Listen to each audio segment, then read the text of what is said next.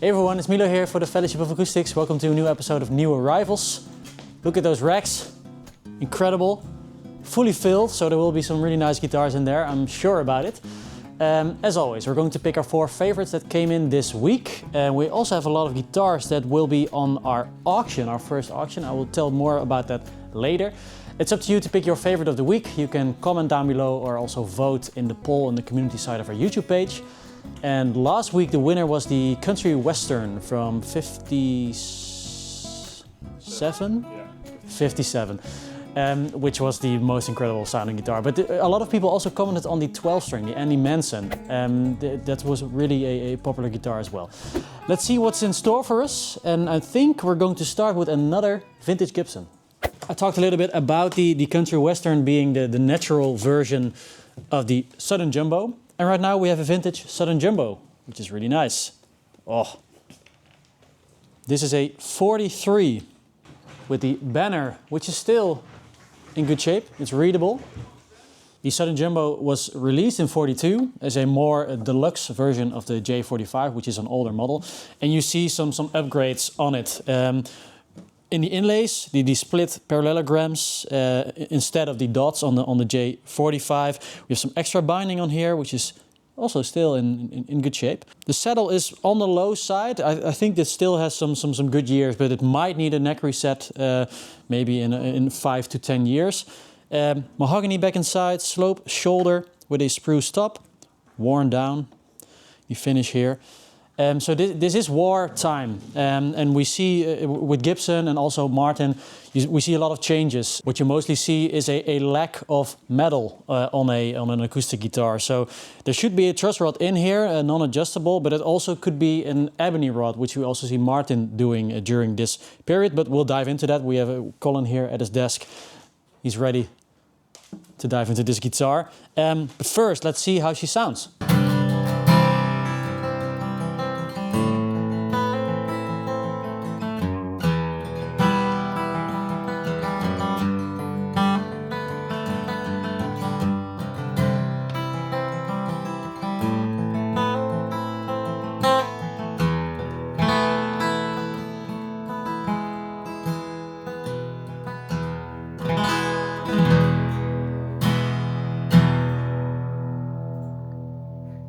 Yeah, this sounds really good, really full, almost maybe a little bit too boomy, but here in the room it is fantastic. I think you will cut some of that out when you are recording with it, but this really fills the space. Let's keep it in mind, this might be my first choice. It's going to be a battle between the Southern Jumbo and a new Collings, a totally different guitar. This is a acoustic archtop with a pickup. Check that out, this is the AT16. The beautiful Sunburst. This is a second-hand one from 2017. Wow, check that out. Beautiful maple flame. Wow. This has been used through the years from 2017. There are some scratches on here, but that's what you get when you play a guitar on a stage. Those scratches accumulate over time. This is a homage to the early F-hole archtops from the early 20s, American archtops. We went to a museum pretty close to Dedemsvaart in Dalsen, the Dutch Archtop Museum.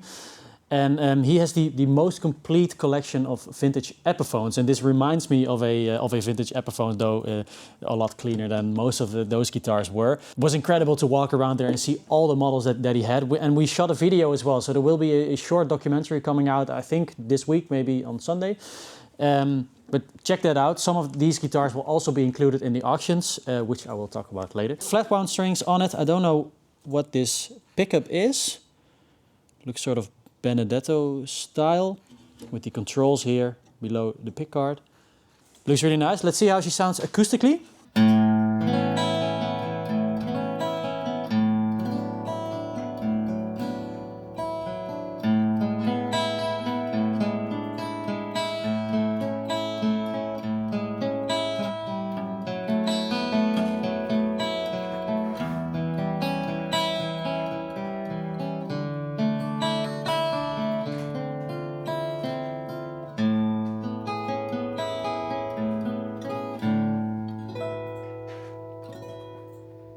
Sounds nice and sweet and mellow. I think this will sound really great amplified as well. Not really a guitar for me. I won't do this guitar justice, but it is a sign of Collings' craftsmanship. Though when comparing these two, I have to go for the Southern Jumbo. The 43 Gibson Southern Jumbo is my first choice for this new arrivals. Let's go.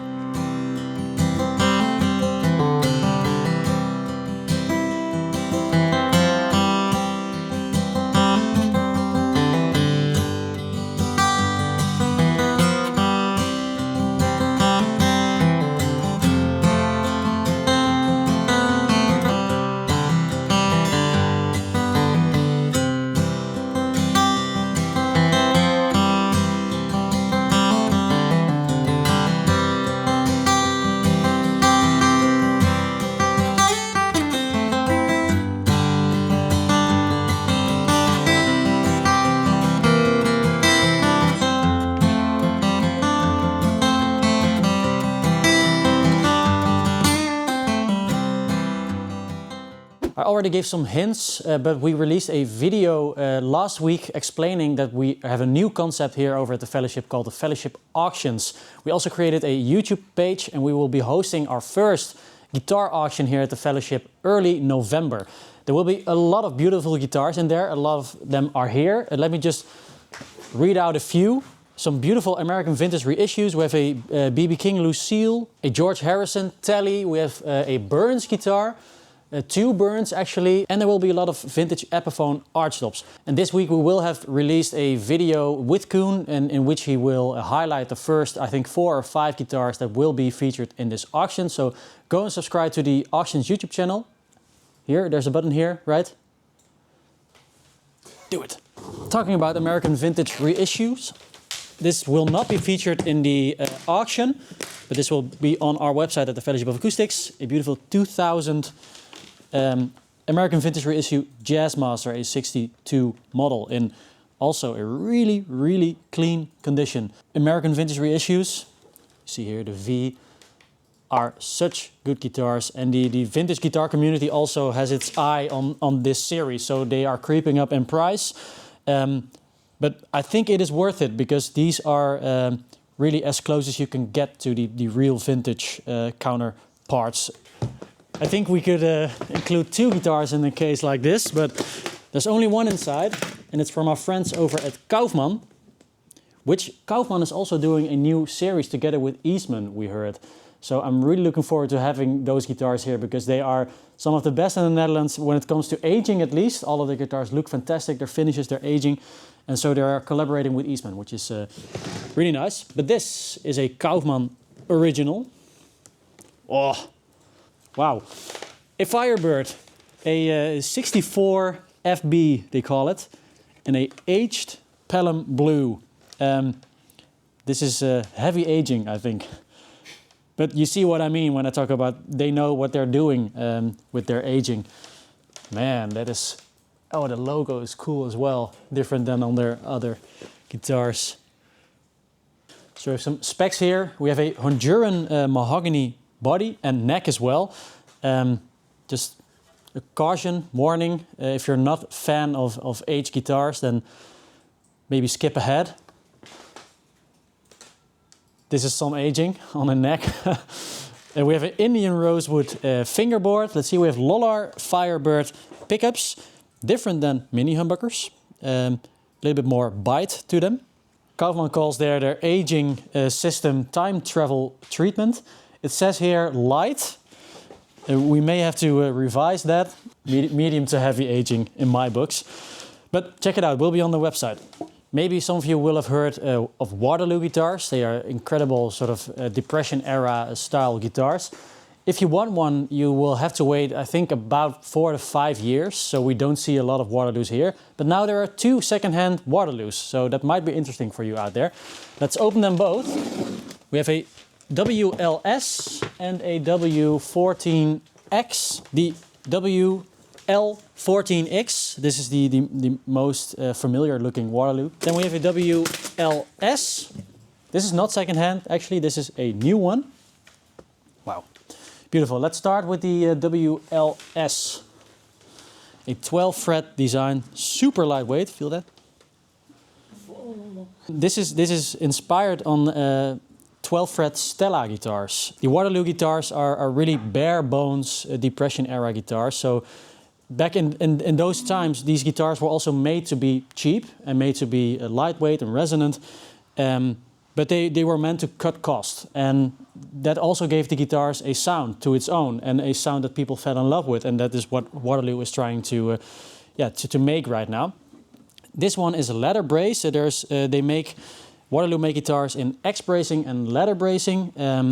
This one is the X, and the WL-14X stands for X bracing. The leather bracing is a little bit lighter, so it gives the guitar a lot of projection. The top is allowed to move very freely.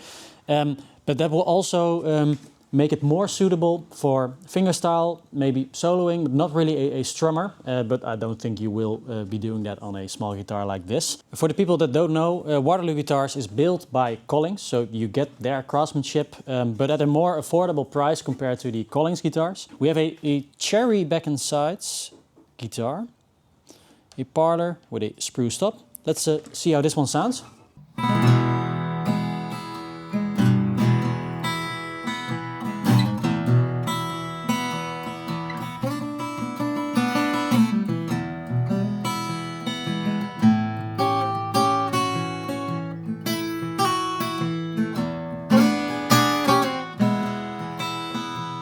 Nice and boxy in a good way, really mid-forward, a bluesy sort of guitar. Really like it. Let's quickly compare it to the WL-14X.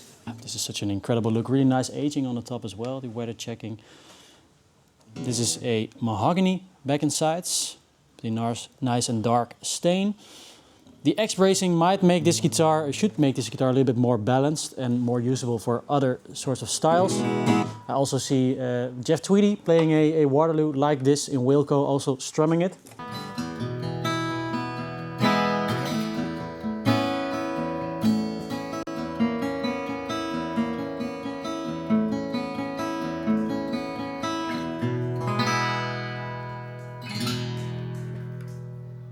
This can also do the sort of the bluesy, rootsy style that the WL-S can do, but I would use this also as a strummer. I like the look of this one more as well. Tymon, do you have a favorite between the two? I like the 14 more. 14, Colin? I'm a fan of the 12 fret. Cool guitar. Okay. Maybe we should call in Bill. Bill is still not here. Let's see if I can get a video this week.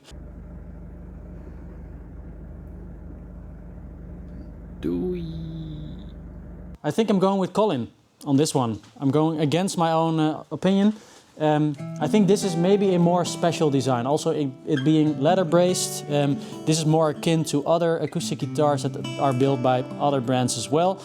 And I have a feeling that Bill would also choose this beautiful Iced Tea Burst WL-S from Waterloo. Second choice.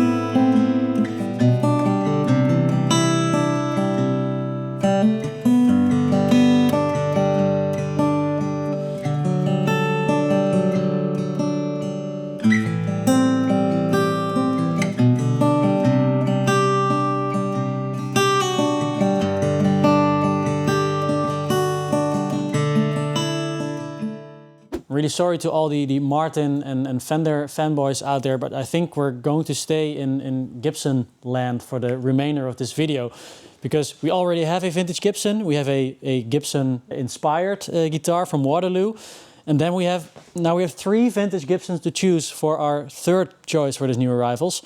And I think they will all be really beautiful. So we have a LOO from 1943, J200 from 1963, and also an electric, a 330 also from 1963. And we're going to start with the electric.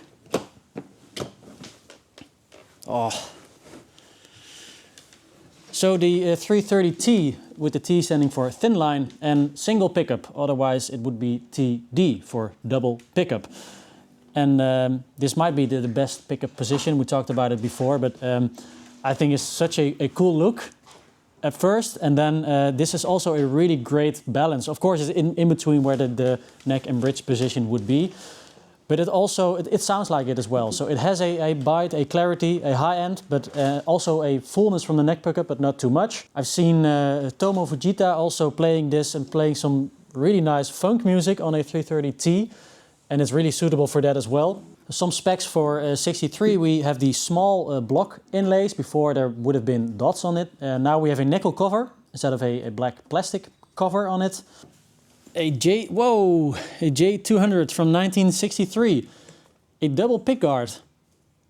Custom, it also says here on the truss rod cover.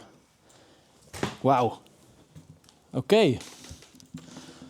Maple back and sides. Pretty hefty, also due to the size of course, but pretty hefty weight. This must be a custom order then in 63, so I don't really know a lot about it. Some things that we see on here, we have a mustache bridge, but this is the closed design. And later on we see an opening in it as well. It is a bold choice, but then I have to talk about Jeff Tweedy again, because I also saw him playing a J200 at a tiny desk, I think with Wilco, also with a double pickguard.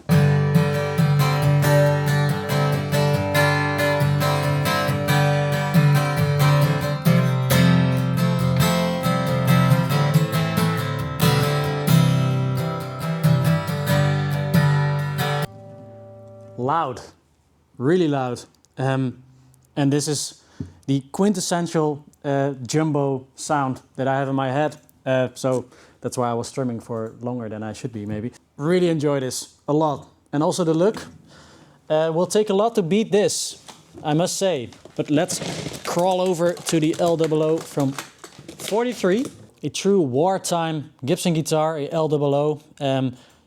Yeah, we see a few things that notify us that this is a wartime guitar. May have also been used as a weapon, if I'm looking at the state of it.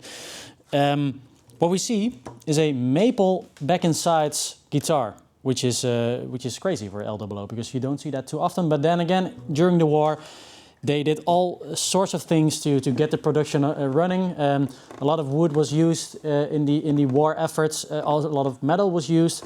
So they had to make do with what was around at the time. So that's why we see some changes. But then I think this guitar has led quite a life. I see some cracks on it that have been repaired. I think this is an overspray because the lacquer is looking quite thick. See some cracks here. Pretty wide feeling neck. No banner on it, no dots anymore. So might also be a refin then.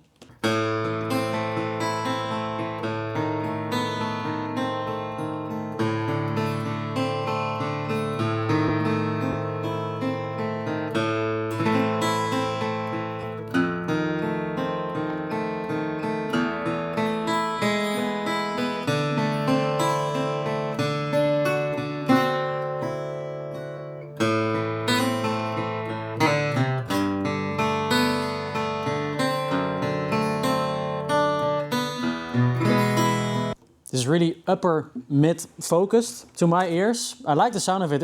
If you play some sort of bluesy, rootsy stuff on it, this is a blues picker, I think. Not a lot of bass in this. Also has to do with the maple, because that tends to focus on the upper mid range as well. And a small body design like this also does that. So I think it's an upper mid-range focus upon another upper mid-range focus. It's a unique sound. It's not really my favorite.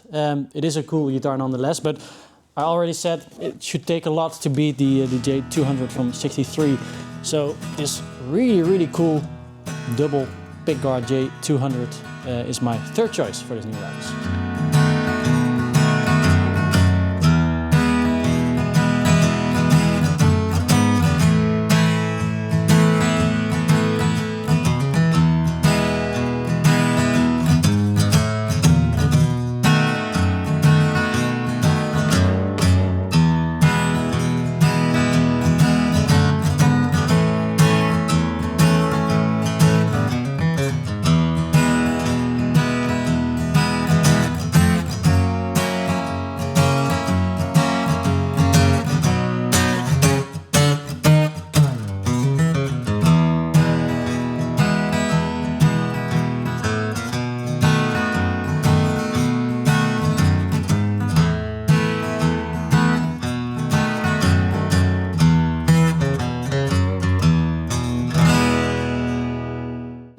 Rickenbacker.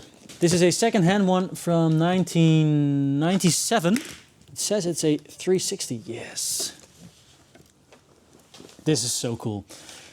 A 12-string Rickenbacker with the almost mirror-like finish on the fingerboard. It's just in really good condition as well. We did have some new ones coming into the store as well, so go check out the website if you're interested in a new one, but this looks almost like new. Few little marks here and there, but that's it. I won't take the time to go and tune this. Also, the Rickenbacker tuning knobs design is something that I'm still trying to figure out to this day. They should write a book on it maybe. But yeah, here it is, 360 12-string. Let's feature one Martin, another second-hand one, a pretty new one. 2024, but this is a really premium Martin guitar. It is a 0045. That's really bling bling.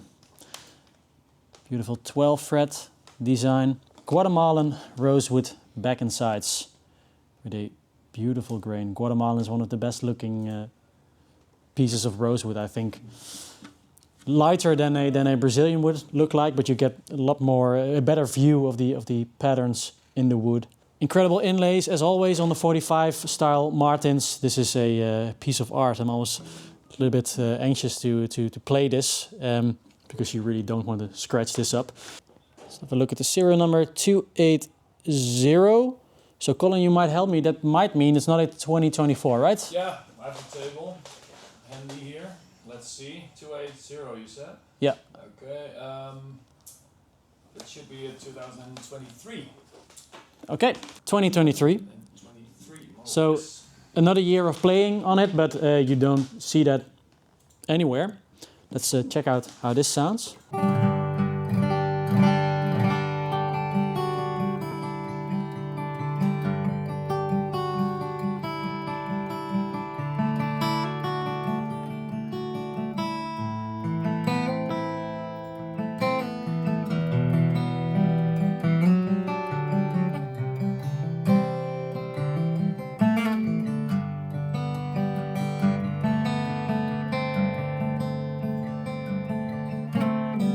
Really nice and chimey, but still a pretty full bottom end because of the rosewood back and sides.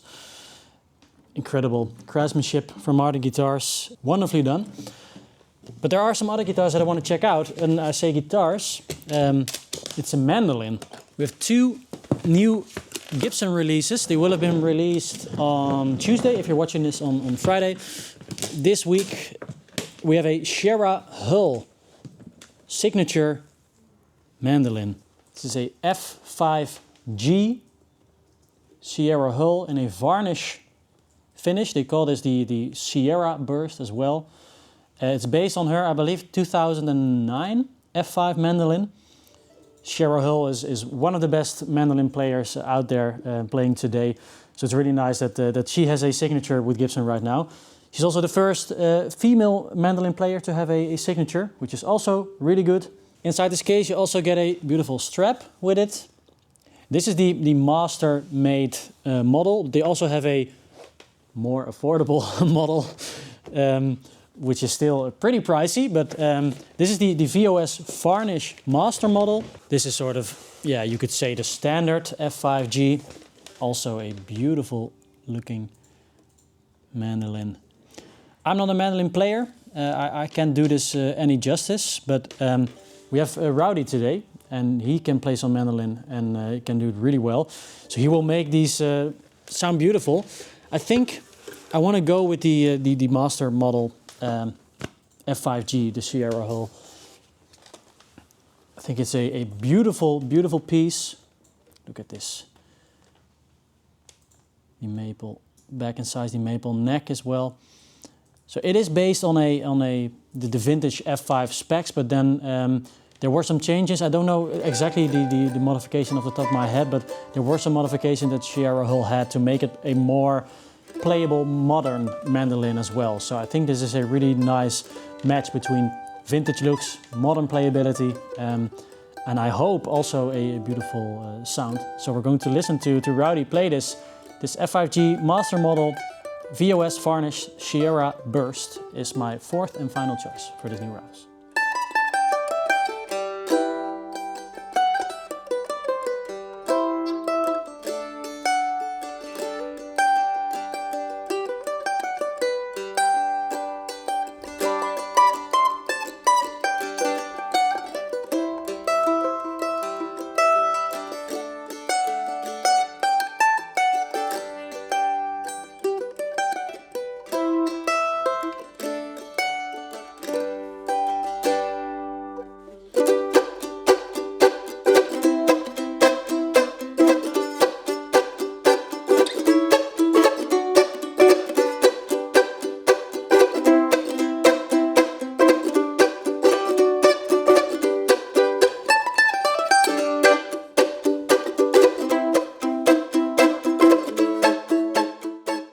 That was it for this week. I hope you enjoyed the 4 guitars that we've chosen. I think my favorite might be the J200. I think that's a really cool guitar. Simon? Also the J200. J200. Colin? Waterloo. Waterloo. We still have a sale on the website, a trade and upgrade sale. So go check out the website for the specifics. And also go check out the auctions YouTube channel, because there will be a video on there highlighting some of the guitars that will be in the auction. One of these guitars. And the auction will be in the start of November. So go check that out. And I hope to see you next week for another episode. Bye.